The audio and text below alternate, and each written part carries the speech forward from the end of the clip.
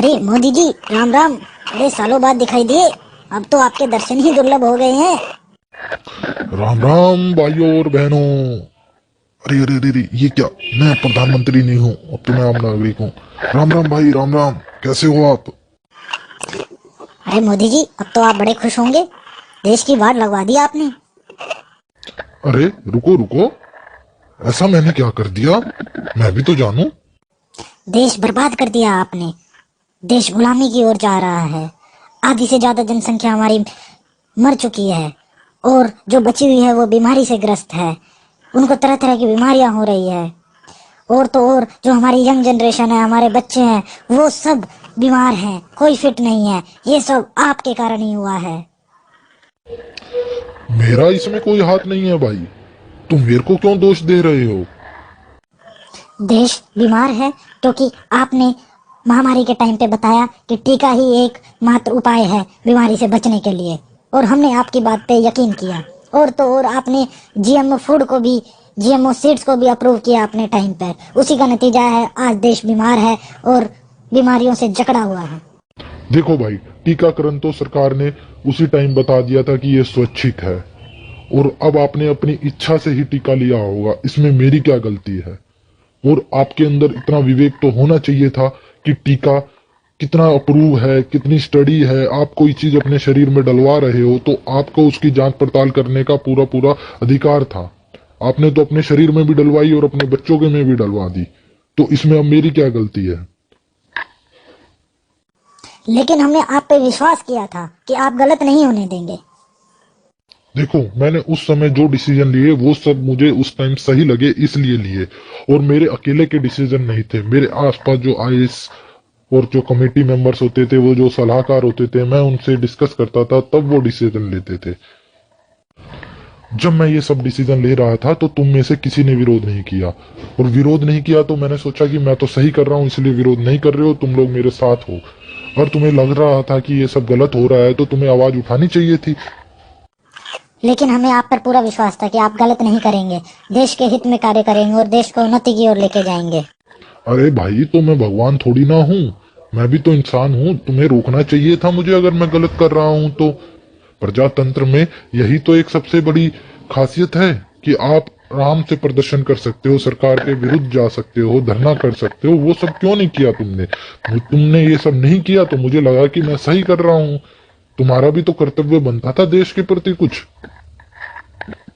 लेकिन आपने धरनों को कहाँ सक्सेसफुल होने दिया। एनआरसी सीए के लिए लोगों ने इतना विरोध किया, आपने उनकी एक बार भी नहीं सुनी। देखो भाई, अब ये डिपेंड करता है तुम्हारे ऊपर। अब किसानों ने इतना बड़ा आंदोलन किया और किसानों की बात मेरे को माननी पड़ी। बताओ, मानी कि नहीं? मानी ना? तो आपका भी देश के प्रति कुछ कर्तव्य बनता है। आंख बंद करके प्रधान सेवक के पीछे नहीं चलना चाहिए। मैंने नोटबंदी की, जीएसटी किया, एनआरसी सीए, जीएसटी लेके आया, लॉकडाउन किया। तुम में से किसी लोगों ने उस टाइम नहीं बोला, तो मुझे लगा कि मैं सही कर रहा हूँ। कोई बोल तो रहा नहीं है, तो मुझे कैसे पता चलता गलत कर रहा हूँ मैं? अगर मैं गलत कर रहा था तो तुम्हें मेरे को उस टाइम रोकना चाहिए था, मेरे को बताना चाहिए था। कोरोना काल के बाद तो आपने देश को और तेजी से बर्बादी की तरफ धकेल दिया है। आप तो कोरोना काल में विदेश में भी गए थे, रैलियां भी की थी, चुनावी इतनी रैलियां, इतनी भीड़ के अंदर आपको तो सब पता था कोरोना का सच्चाई के बारे में। फिर आपने क्यों लॉकडाउन किया और टीके के जाल में लोगों को क्यों धकेल दिया? इतने सब, जिसकी वजह से आज हमारी यंग जनरेशन, बच्चे और हम सब पीड़ित हैं ऐसी बीमारियों से जो किसी ने देखी नहीं थी। मैंने उस टाइम जो निर्णय लिए थे वो बेशक हो सकता है कि इंटरनेशनल प्रेशर में लिए हों, लेकिन तुम्हारा विवेक कहाँ गया था? तुमने क्यों अपने देश के आयुर्वेद, नेचुरोपैथी और होम्योपैथी डॉक्टर्स पे विश्वास नहीं किया? क्यों तुम आंख बंद करके टीका लगवाने के पीछे दौड़ लिए थे?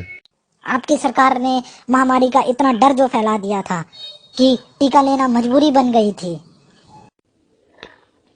और जब मैंने लाल किले और पार्लियामेंट में न्यू वर्ल्ड ऑर्डर की बात करके तुम्हें हिंट देना चाहा, तब भी तुम लोगों की आंखें नहीं खुली।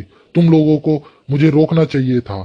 कुछ चीजें प्रधान सेवक रहते हुए मैं नहीं कर सकता हूँ, लेकिन जनता विरोध करती, एक साथ खड़ी होती इन सब अन्यायों के साथ, तो मैं भी ऊपर बैठे हुए अपने आकाओं से बोल सकता था कि नहीं, देखो मेरी जनता मेरे साथ नहीं है, मेरे को मजबूरन ये डिसीजन वापस लेना पड़ेगा, मैं न्यू वर्ल्ड ऑर्डर लागू नहीं कर सकता अपने देश के अंदर। लेकिन तुम विवेकहीन लोग सिर्फ आंख बंद करके किसी को पीछे चलना जानते हो, अपने घर से बाहर निकलकर लड़ना नहीं जानते। मतलब आप ये कहना चाहते हैं कि आप पे विश्वास करके हमने बहुत बड़ी गलती करी। विश्वास करना चाहिए, लेकिन अंधविश्वास बिल्कुल भी नहीं करना चाहिए। तुम्हें टीका लगवाने से पहले सोचना चाहिए था कि क्या इसके लॉन्ग टर्म साइड इफेक्ट क्या होंगे। सरकार, हमने तो इसको स्वैच्छिक किया था। जो कंपनी इसको बनाने वाली थी, मैन्युफैक्चरिंग कंपनी जो थी, उसने लॉन्ग टर्म साइड इफेक्ट के बारे में कुछ नहीं बताया था इसका, और कोई स्टडी नहीं हुई थी। तो तुम्हें अपने शरीर में इसको लगवाने से पहले ये जरूर सोचना चाहिए था। तुमने अपने बारे में नहीं सोचा, अपने बच्चों के बारे में जरूर सोचना चाहिए था कि भविष्य में ये भारत का भविष्य है, इसको अगर हम टीका लगवा देंगे तो इनके ऊपर जो लॉन्ग टर्म साइड इफेक्ट होंगे उनका क्या असर होगा। लेकिन तुमने ये सब नहीं सोचा। इसी के रिलेटेड कुछ लोगों ने इसका विरोध किया और टीका नहीं लगवाया, और ना अपने बच्चों को लगाया। आज वो स्वस्थ घूम रहे हैं। तुम डर गए थे उस टाइम, और तुम्हें विरोध करने की क्षमता होने के बावजूद भी तुमने विरोध नहीं किया, क्योंकि तुम चाहते थे कि क्यों, कौन इन सब लफड़ों में पड़े, आराम से जिंदगी जी जाए, जिसे लड़ना है वो लड़ लेगा। तुमने तो उनका सपोर्ट भी नहीं किया। लोगों ने अपनी नौकरी छोड़ दी, कोर्ट में केस किया जबरदस्ती वैक्सीन देने के खिलाफ, लोग सड़कों पे आए, धरना प्रदर्शन किया, और तुम आंख बंद करके बैठे रहे। तो जितना मैं जिम्मेदार हूं देश की स्थिति के लिए, उससे कहीं ज्यादा तुम भी जिम्मेदार हो कि तुमने आंख बंद करके मेरी बातों का विश्वास किया। मतलब आप ये कहना चाहते हैं कि हमें आपका उस टाइम विरोध करना चाहिए था, लेकिन विरोध करने वाले को तो उस टाइम देशद्रोही कहा जाने लग गया था। हाँ, तो कुछ समय के लिए अगर देश हित में कार्य करते हुए देशद्रोही का तम्बा लग जाता है तो उसमें तुम्हें सोचने की जरूरत नहीं है।